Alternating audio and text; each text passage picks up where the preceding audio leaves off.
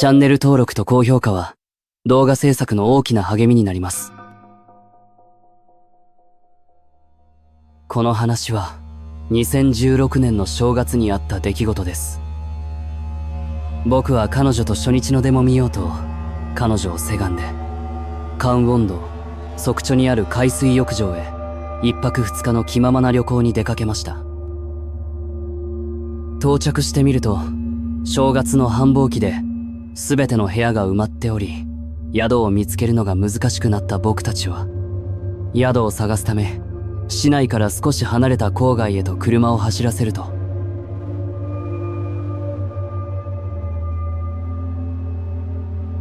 海水浴場とは少し離れた場所に古いモーテルが一軒ポツンとありました。見た目はとても古くて老朽化しているようでしたが、空き部屋があるということで仕方なく僕たちはここに荷物を置くことにしました。いざ入ってみると隣の部屋の宿泊客のテレビの音まで聞こえ、思ったよりずっと粗末でした。がっかりしたような顔の彼女をなだめながらまずは近くの食堂へ行きました。機嫌が悪そうな彼女のためにありとあらゆる愛嬌を振りまき手を尽くしてみましたが、彼女の機嫌はあまり良くなりませんでした。ずっと機嫌を取ろうとしていた僕もだんだんイライラし始め、結局二人とも気まずいまま宿に戻ることになりました。戻った宿でもお互いに口も聞かずそれぞれ離れてスマホをいじっているうちに僕が先に眠ってしまいました。どれくらい時間が経ったでしょうか。ふと目が覚めて無意識に隣の席を探ると、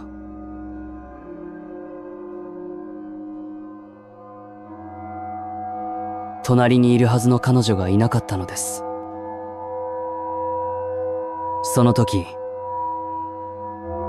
外で彼女が誰かと話している声が聞こえるんです。すっかり目が覚めた僕は話し声がする廊下へ出てみました。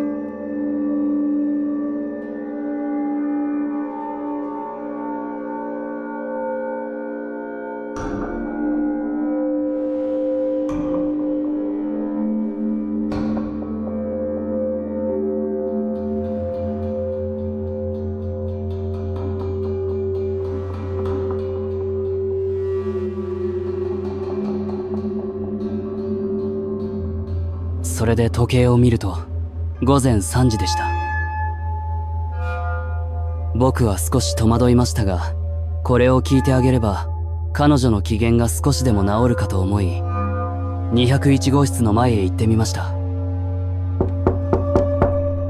ノックをすると本当に女の人が平然と外に出てきたのですが、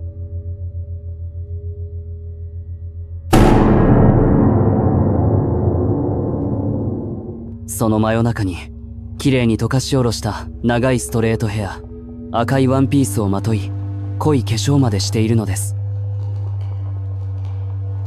そして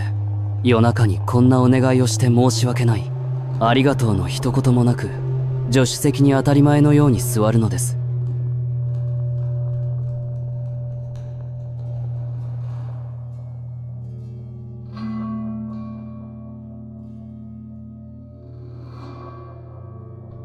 無礼に見えるこの女に少しイラッとしましたが、彼女が頼んだことなのでとりあえず我慢しました。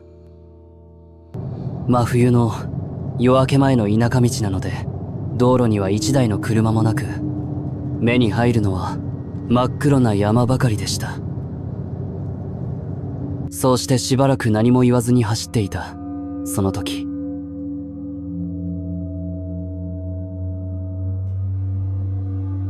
確かに家に帰ると言っていたのに到着したのは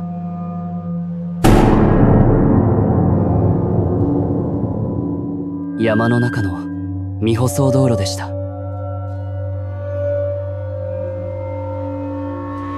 戸惑った僕は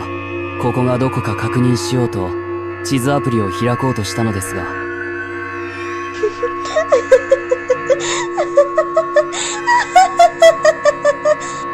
突然その女が笑い始めました。そして捕まえる間もなく車から飛び出すと、山の中で一人で笑いながらあちこち跳ね回り踊っているのです。僕は呆然とその女を見つめていたのですが、突然その女が僕の方を見て、まるでこっちへ来いというように片手を伸ばし、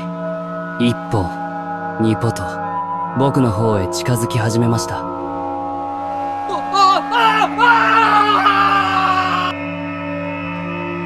僕は追いかけてくる女を避け、急いでバックし、車が木に擦れて傷だらけになるのも構わず、ひたすらモーテルへと向かいました。そうして部屋に戻ってみると、彼女がいなくなっていたのです。もしかしたら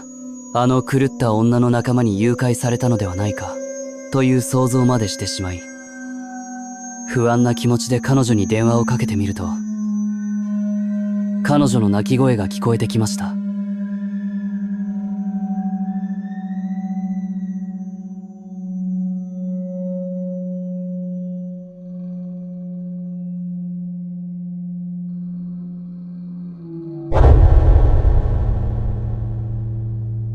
僕は戸惑いましたが、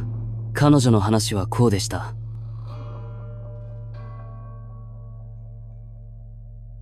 食堂でイライラしたまま宿に戻ってきた時、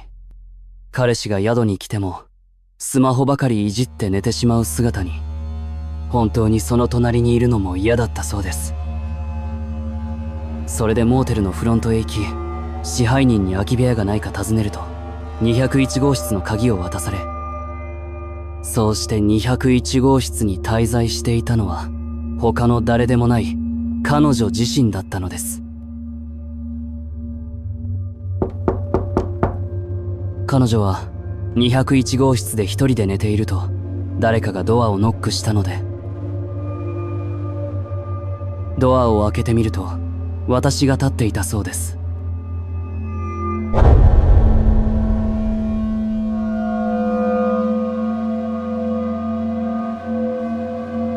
その時、時間は午前3時。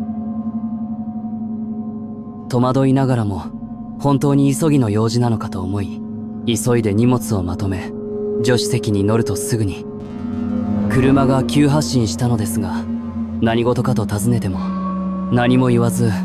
前だけを見て走りながら、私がニヤニヤと笑っていたそうです。瞬間、彼女の頭の中には、ニュースで見たありとあらゆる事件がよぎり、怖くなった彼女は車を止めてと叫んだそうです。その時になってようやく車を止めたのですが、あまりの怖さにすぐにドアを開けて外へ逃げ出し、逃げる途中でふと後ろを振り返ると、